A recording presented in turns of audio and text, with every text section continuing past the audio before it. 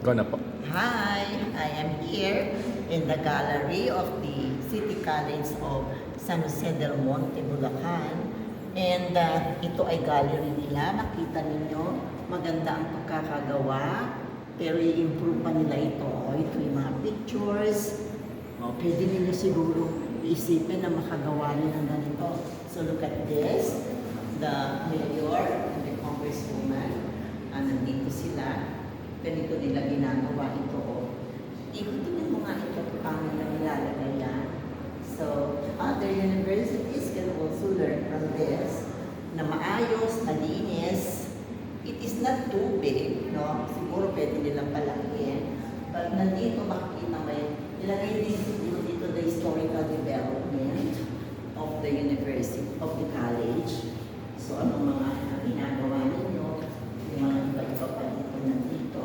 So, it will serve as a learning, an ideal example for many universities and colleges, how they do it here at the City College of San Jose del Monte, Bulacan. Okay, yung mga ganyan ninyo na tinatago nyo lang sa mga kung saan-saan kahon, ilagay ninyo dyan para nakikita ng mga tao ang achievements, no? So, this is very commendable. Anak, tingnan mo, pakita mo nga yan. Very commendable achievement of this college. And perhaps we have to thank the people. Siguro kayo ang nandito behind this. Ano, una mo nga video mo nga sila. Ng mga magaganda. Mag-say hi kayo, ha?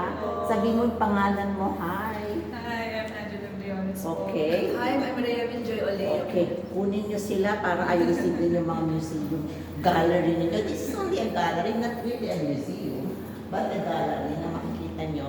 Lagay yung historical development of the college, no? Pagbalik ko dito, ngayon na. So, thank you very much.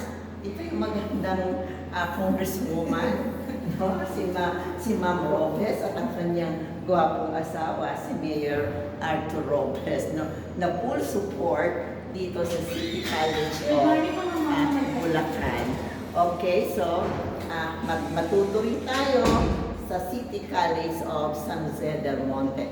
Bye-bye!